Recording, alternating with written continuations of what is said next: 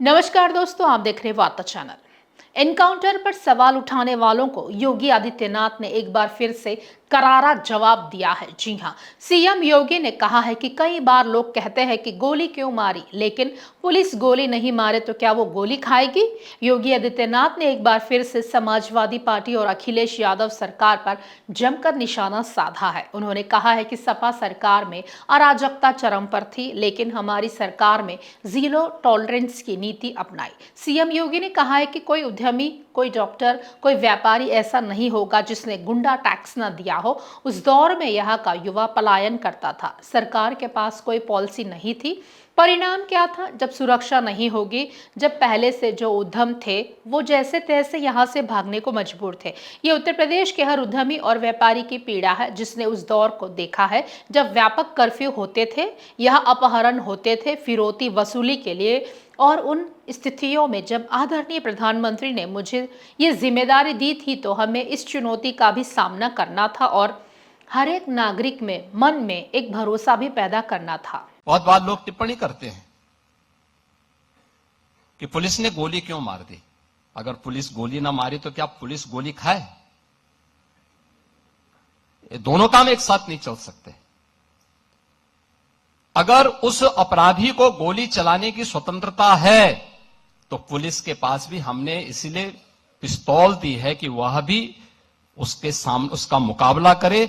उसका प्रशिक्षण इसी बात को लेकर के हो रखा है और उसको जिस भाषा में समझे उस भाषा में उसको समझाने का काम करे। और उस भाषा में जब समझाया गया, आपने देखा होगा पिछले 9 वर्ष में बड़े बड़े पर्व और त्योहार हो रहे हैं, सारे सकुशल संपन्न हो रहे हैं। कहीं कोई शांति भंग की बात नहीं करता है, कहीं कोई अराजकता की बात नहीं करता है, कहीं कोई फिरौती की बात नहीं करता है, कहीं कोई दंगा नहीं है, कोई फसाद नहीं है, कोई गुंडा टैक्स नहीं है। आज कहीं भी इस प्रकार की स्थिति नहीं है और उत्तर प्रदेश निवेश के एक बेहतरीन गंतव्य के रूप में अपने आप को स्थापित किया है। सीएम योगी ने कहा, लेकिन कई बार होता है कि जब सामने वाला कानून से भयभीत नहीं है तो उसे कानून के दायरे में लाकर कानून की भाषा में समझाना तत्कालिक परिस्थिति हो जाती है। फिर लोग टिप्पणी करते हैं कि पुलिस ने गोली क्यों मार दी। अब पुलिस गोली ना मारे तो क्या खाए? यदि अपराधी के पास गोली चलाने की स्वतंत्रता है तो हमने पुलिस को इसीलिए पिस्तौल दी है कि वह उसका सामना करे। उन्होंने कहा है कि जो जिस भाषा में समझे उसे उस भाषा में समझाया जाए। हर नागरिक में विश्वास भी जगाना था। योगी आदित्यनाथ ने कहा है कि उत्तर प्रदेश में 2012 से 2017 के बीच 900 से ज्यादा दंगे हुए। एक भी शहर ऐसा नहीं था जहां कर्फ्यू न लगा हो। उन्होंने कहा है कि उस समय ऐसा कोई उद्यमी, डॉक्टर या बिजनेसमैन नहीं होगा जिसने गुंडा टैक्स ना दिया हो। उन्होंने कहा है कि ऐसी स्थिति में जब प्रधानमंत्री और हमारी पार्टी ने मुझे यह जिम्मेदारी सौंपी तो हमें इस चुनौती का सामना करना था। उन्होंने कहा है कि हर नागरिक में विश्वास भी जगाना था।